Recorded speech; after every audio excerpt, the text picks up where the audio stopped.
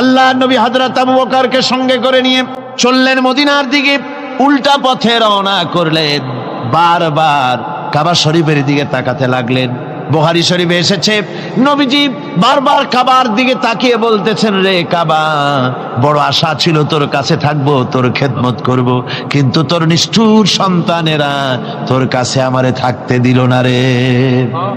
আল্লাহ নবী মিসফালা দিয়ে জাবালে কেদোয়ার উপর দিয়ে চলে গেলেন জাবালে সুরে। গুহার কাছে যখন গিয়েছেন, ফজর রক্ত হয়ে গেল।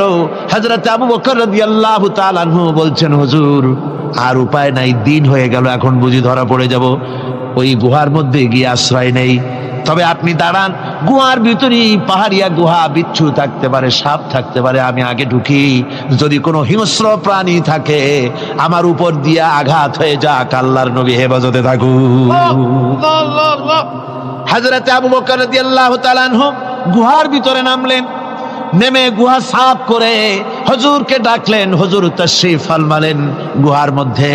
হুজুর বলেন, আবু বকর, হেঁটে হেঁটে কষ্ট হয়ে গেছে, তুমি বসো, তোমার উরুর উপরে মাথা রেখে আমি একটু ঘুমায়ে যাই। আল্লাহর হাবিব ঘুমায় গেলেন। হযরত আবু বকর লক্ষ্য করে দেখেন চতুর্দিকে অনেকগুলি গর্ত দেখা যায়। এই গর্ত থেকে সাপ আসতে পারে, বিচ্ছু আসতে পারে মনে করে নিজের গায়ের চাদর ছিঁড়ে ছিঁড়ে গর্তগুলি বন্ধ করা শুরু করে দিলেন। কয়েকটা গর্ত বন্ধ করার মতো চাদর আর নাই, পাও দিয়ে চেপে ধরলেন। এক পাহাড়িয়া বিষধর সাপ বেরোবার জন্য চেষ্টা করে বেরোবার পথ খুঁজে নেই পেয়ে হযরত আবু বকরের পায়ের উপরে দংশন করেছে। বিষের যন্ত্রণায় হযরত আবু বকরের চোখ থেকে পানি দরদর করে পড়ছে। রাসূলুল্লাহর ঘুম ভেঙে গেল। আল্লাহর নবী তাকিয়ে বলেন, আবু বকর, চোখে পানি কেন? বাড়ির কথা বুঝি মনে পড়ে গেছে?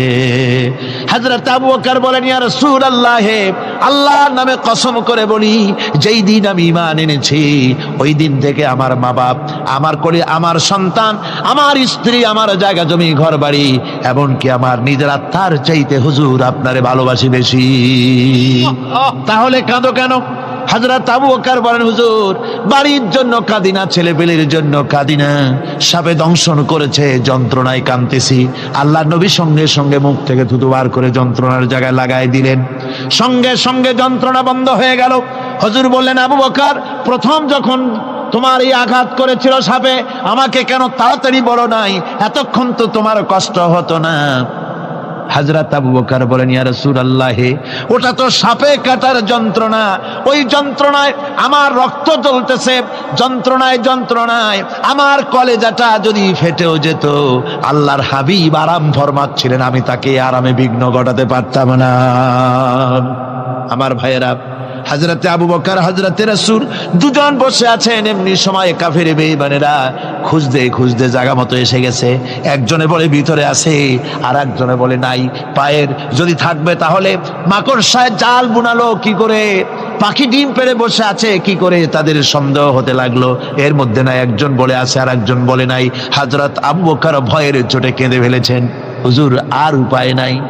এই যে অবস্থা, এই অবস্থার ভিতরে, এই অবস্থার ভেতরেও আল্লাহ নবী এতটুকু ঘাবড়ে যান নাই। শত্রুরা তরবারি নিয়ে এসেছে, সুযোগ পেলেই একটু তাকালেই দেখতে পাবে, তুলে মেরে ফেলে দেবে। আল্লাহর হাবিব মোটেই ধৈর্য হারালেন না, এতটুকুন হতাশ হলেন না।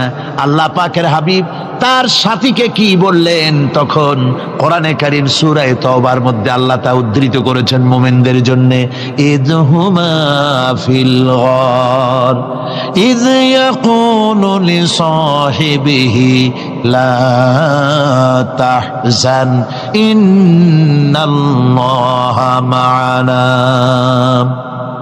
ও আমার সাথী, ও বন্ধু, ভয় করো না, চিন্তা করো না, আমরা মাইনরিটি নই, আমরাই মেজরিটি।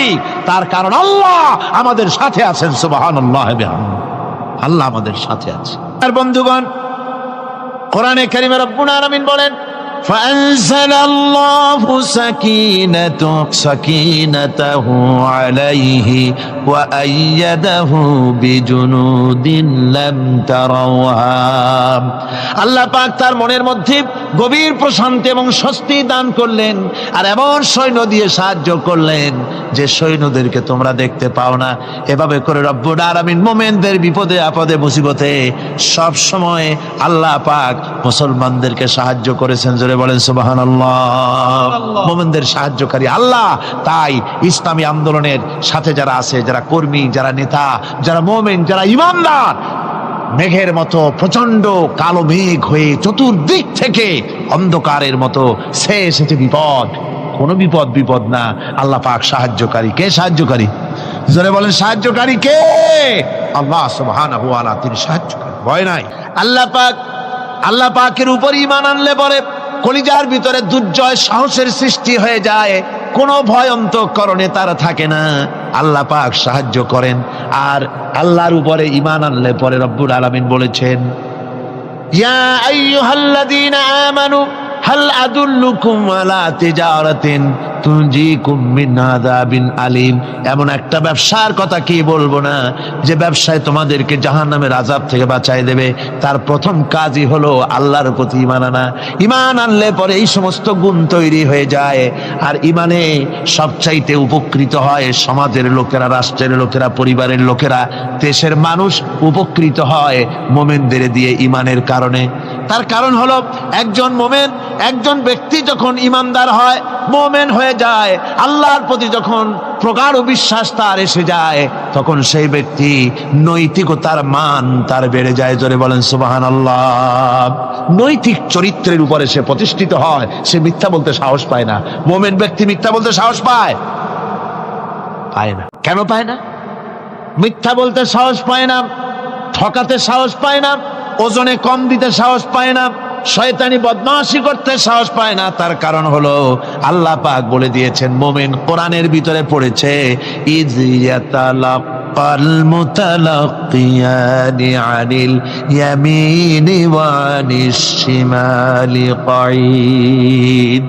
দুজন নিয়ন্ত্রণকারী ফেরেশতা তোমার ডানে এবং বামে বসে বসে তোমাকে নিয়ন্ত্রণ করছে। কোথায় যাও, কি করো, এই ফেরেশতারা বসে বসে সব দেখতেছে। মা ইয়ালফিযু মিন কাওলিন ইল্লা লাদাইহি রাকীবুন আতীদ। মানুষ এমন কোনো কথা বলে না যা ফেরেশতারা রেকর্ড না করে, সব রেকর্ড হয়ে যায়। তাই মুমিন ব্যক্তি দায়িত্বহীন কথা বলতে পারে না। মুমিন ব্যক্তির চরিত্র ভালো হয়ে যায়। সে যে কথা বলে বুঝে শুনে কথা বলে, সে যে ওয়াদা করে বুঝে শুনে ওয়াদা করে। যেহেতু সবকিছুর জবাব কিয়ামতে দিতে হবে। কোথায় দিতে হবে? কোথায় দিতে হবে? কিয়ামতে আল্লাহর দরবারে জবাব দিতে হবে।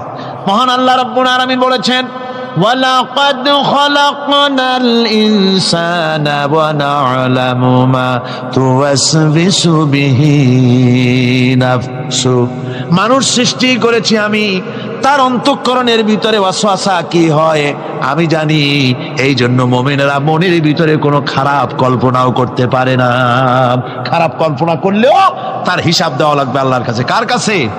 ওয়াইন তুবদু মিন আনফুসিকুম আও তুখফুহু ইউহাসিবুকুম বিহিল্লাহ।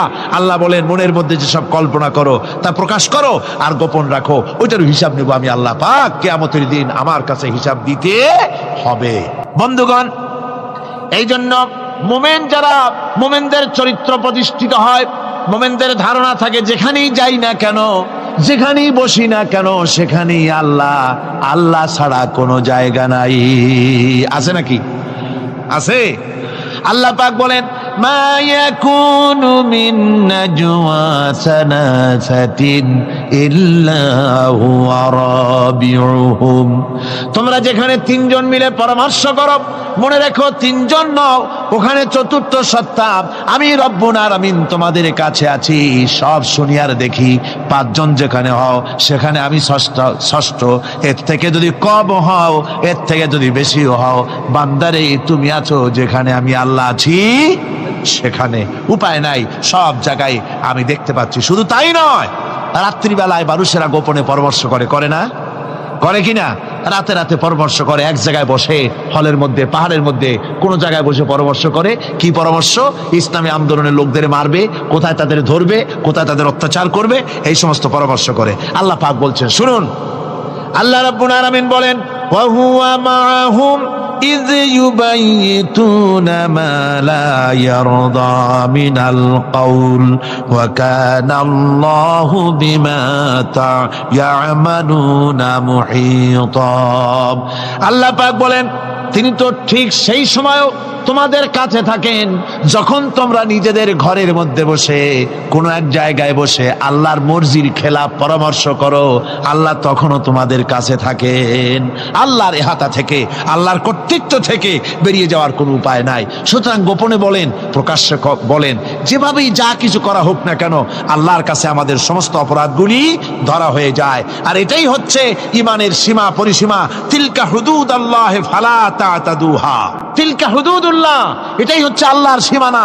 ইমানের এই সীমারেখা বজায় রেখে ইমানের উপরে মজবুত করে কোনো ব্যক্তি, পরিবার, সমাজ, রাষ্ট্র যদি তৈরি হয়, তাহলে সেই সমাজই শান্তি আসে, সেই সমাজই আরাম আসে, সেই রাষ্ট্র শান্তিপূর্ণ হয়, সেখানে দিন কায়েম হয়, মানুষ সুখ সমৃদ্ধি খুঁজে পায়। সুতরাং আমরা আজকে আলোচনা করলাম ইমানের কোয়ালিটি। কি আলোচনা করলাম? ইমানের কোয়ালিটি। এই কোয়ালিটি দিয়ে যেন আল্লাহ আমাদেরকে ভরপুর করে দেন। জোরে বলেন আমিন, আরো জোরে বলেন আমিন। একবার রাসূল পাক সাল্লাল্লাহু আলাইহি ওয়াসাল্লামের কাছে একজন মুশরিক এসেছেন, তার কাছে একটা ভাঙ্গা মূর্তি। হুজুর জিজ্ঞেস করলেন, তোমার মূর্তিটা ভাঙা কেন? লোকটি বলল যে এটি হচ্ছে আমার খোদা, একে আমি সব সময় সাথে রাখি, না জানি কোন সময় কোন বিপদে পড়ি, এই জন্য সাথে রাখি বিপদ থেকে বাঁচার জন্য। পথিমধ্যে আমার প্রকৃতির ডাক এলো, পেশাব পায়খানায় যাওয়ার প্রয়োজন হলো, তো মনে করলাম এমন জায়গায় এই খোদা নিয়ে যাওয়া উচিত না। খোদাকে রাস্তার উপরে রেখে তারপরে গেলাম কাম সারতে। কাম সেরে এসে দেখি যে এইটার মাথা থেকে শুরু করে পা পর্যন্ত ভিজা। মনে করলাম খোদার শরীর ভিজা, না জানি নিশ্চয়ই কোনো পবিত্র বরকতপূর্ণ পানি হবে। তো এই বরকতপূর্ণ পানি আমি নিজে একটু টেস্ট করলাম, জিহ্বা দিয়া চাটলাম, খাইলাম, দেখলাম যে কেমন কেমন গন্ধ আসে, আর কি একটা টক টক জাতীয় বিশ্রী রকমের। তো মনে করলাম পবিত্র পানি এরকমের গন্ধ হবে কেন? এদিক ওদিক তাকালাম, তাকিয়ে দেখি দূরে একটা কুকুর দাঁড়ানো, তার নিচের থেকে পানি টপকাচ্ছে। তখন ভাবলাম যে আসলে কোন বরকতের পানি এটা। আমি তখন রাগ করে এইটা ঠ্যাং ধরে আছাড় মারলাম যে তুই কি খোদা না তুই একটা হুদা? তুই তো নিজেরই ঠেকাতে পারিস না বিপদ থেকে, তো আমারে ঠেকাবি কি করে? হাদিস শরীফ এসছে, রাসূল পাক সাল্লাল্লাহু আলাইহি ওয়াসাল্লাম তখন হেসে দিয়েছিলেন। সে হাসিতে হুজুরের দন্ত মোবারক বিকশিত হয়েছিল, শরীর মোবারক কেঁপে উঠেছিল। হুজুর জিজ্ঞেস করলেন, আমার কাছে কি বক্তব্য এসেছো? লোকটি বলছে, হুজুর আমার কাছে আজকে এইসব জিনিসের ব্যর্থতা, অসারতা ধরা পড়েছে, আমি তাওহীদের আশ্রয় নিতে এসেছি। আল্লাহর নবী বললেন, পড়ো লা ইলাহা ইল্লাল্লাহু মুহাম্মাদুর রাসূলুল্লাহ। মুমিন ব্যক্তি আত্মমর্যাদার সৃষ্টি হয় তার কলিজার মধ্যে, আত্মসম্ভ্রম, আত্মসম্মান। সে কারো কাছে মাথা নত করবে না, তার কারণ সে জানে আমি যার গোলাম তিনি হচ্ছেন সকল ক্ষমতার উৎস। সকল ক্ষমতার উৎস কে? চিল্লায় বলতে হবে, সকল ক্ষমতার উৎস কে? কিন্তু আমার দেশের পার্লামেন্ট, আমার দেশের সংসদ, এই সংসদে নেতা নেত্রীরা সেখানে বসে বলেন সকল ক্ষমতার উৎস, সকল শক্তির উৎস জনগণ। বলেন এরকম, সকল ক্ষমতার উৎস জনগণ। এই ধরনের কথা বলা শিরক, বিশ্বাস করাও শিরক। জনগণের ক্ষমতা কোথায়? জনগণ শুধু ভোটের ক্ষমতা রাখে, ক্ষমতা দেওয়ার মালিক আর ক্ষমতা ছিনায় নেওয়ার মালিক। জোরে বলেন কে? জনগণই যদি ক্ষমতার মালিক হয়, তাহলে 9 বছরের রাজার 10 বছরের সাজা হয় কেমনে? জনগণ ক্ষমতার মালিক নয়, এটি একটি মিথ্যে কথা। এই কথাটি শিরক। কোন মুসলমানের কথা বিশ্বাস করা উচিত নয়। কথা বুঝতে পেরেছেন? কোন মুসলমানের বিশ্বাস করা উচিত নয়।